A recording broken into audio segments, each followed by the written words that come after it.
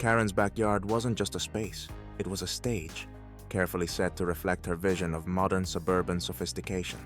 String lights draped overhead like constellations. The aroma of freshly baked cupcakes mingled with the subtle hint of lavender from strategically placed candles, and an indie playlist, curated to perfection, provided the soundtrack. Every detail, from the biodegradable plates to the sustainably sourced sangria, screamed progressive idealism. This wasn't just a birthday party, it was a statement. Karen floated through the crowd of guests, her smile wide, her compliments sharper than her manicure. "Oh, Diane, that blouse is divine. Local artisan, I assume?" she chirped, reveling in the admiration for her meticulously planned event. Everything was going flawlessly, as it always did when Karen was in charge. That is, until Emma arrived. Fashionably late as expected, Karen's daughter breezed through the gate, drawing the eyes of guests with her radiant smile. But Karen's focus immediately shifted to the man at Emma's side. He was tall, clean-cut, and had the kind of easy charm that could disarm a room. But it wasn't his demeanor that caught Karen off guard. It was the hat. The bright red MAGA-Cap perched on his head felt like a personal affront. Karen's eyes widened as the words, "Make America Great Again," practically shouted at her across the patio. Her manicured fingers gripped the edge of the table, steadying herself. Emma approached, oblivious to her mother's internal spiral. "Hi, Mom. Sorry we're late," she said, leaning in for a kiss. "This is Josh." Karen forced a smile that felt more like a grimace. "Josh?" she repeated, her tone just a little too sweet. "What a bold accessory choice." Josh beamed, entirely missing the subtext. "Great to meet you, Mrs. Green. Love the setup. You've really got an eye for detail." Karen's internal monologue raced. An eye for detail? And yet he missed the detail that this hat doesn't belong here. She glanced at the nearest cluster of guests, who were now sneaking glances at Josh, their faces a mixture of confusion and amusement. Karen's perfect party was becoming a spectacle, and she wasn't about to let it spiral. "Lovely to meet you," Karen said, her smile tight enough to crack. "I hope you enjoy the sangria. It's organic." Josh, still unshaken, raised his glass. "I'm sure I will." As Emma and Josh wandered further into the crowd, Karen turned to the nearest guest, her voice a sharp whisper. "A mega hat! At my party! Can you believe it?" The guest, caught off guard, muttered something about freedom of expression before nervously excusing themselves to refill their drink. Karen huffed. This wasn't over. The tension was palpable as Karen's eyes followed Josh like a hawk. Guests murmured among themselves, the absurdity of the situation spreading like wildfire. Karen adjusted the straps of her perfectly tailored sundress, already planning her next move. She had worked too hard for this party to let it be upstaged by a red hat. But as Josh tossed his head back in laughter at some joke, completely at ease, Karen's irritation only deepened. How is he so calm? Does he not see what he's done? The chapter closed with Karen retreating to the kitchen under the guise of fetching more napkins, her mind churning with strategies to reclaim her perfect evening.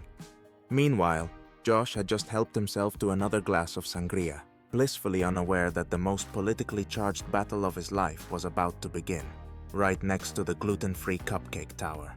As the party went on, Karen couldn't keep her eyes off Josh and his offending hat. She watched in horror as he mingled effortlessly with the other guests. He laughed, chatted about his job in finance, and even helped carry out the cake. But to Karen, none of it mattered. All she could see was the hat. She finally pulled Emma aside. "Emma, can we talk?" she asked, her voice low but firm. Emma sighed. "Mom, I know what you're going to say.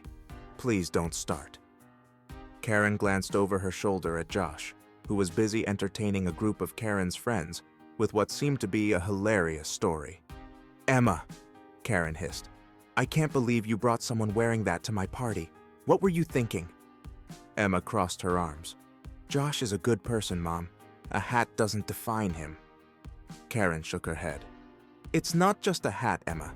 It's a statement. Do you know how many people here might feel uncomfortable? How I feel?" Before Emma could respond, Josh approached. "Everything okay?" he asked, his tone genuine, but slightly concerned. Karen seized the opportunity. "Josh," she said, her voice dripping with polite venom, "I'm afraid that hat isn't appropriate for this party. I'm going to have to ask you to remove it."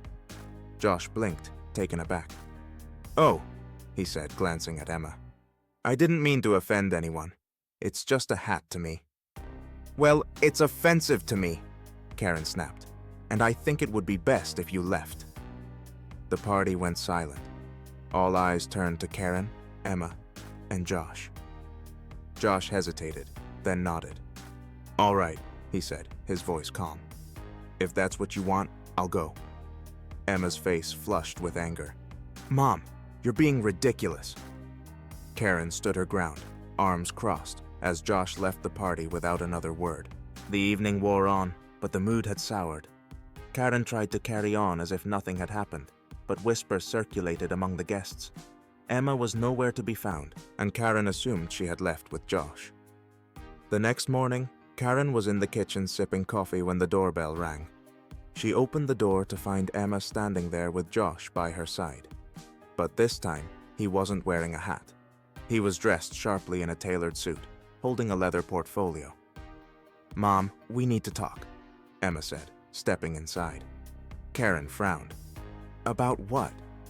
Josh cleared his throat. "Mrs. Green, I didn't want to bring this up yesterday, but I think you should know.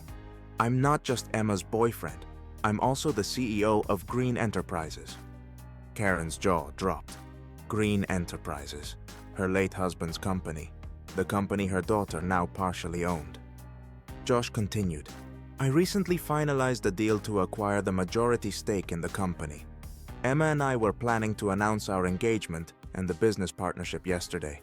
But..." He trailed off, giving Karen a meaningful look. Karen felt the blood drain from her face. "You're... what?" Emma stepped forward. "Josh is the majority shareholder now, Mom, and my fiancé. I was going to tell you, but then you..."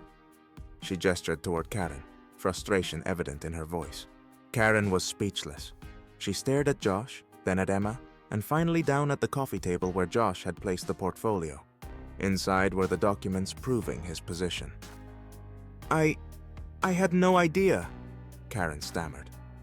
Josh smiled faintly. "I gathered that." There was an awkward silence before Karen finally spoke. "Josh, I owe you an apology. I let my personal feelings cloud my judgment. I'm sorry." Josh's expression softened. "I appreciate that, Mrs. Green. But for Emma's sake, I hope we can move past this." Karen nodded quickly. "Of course, you're family now." The tension eased, and the three sat down to talk.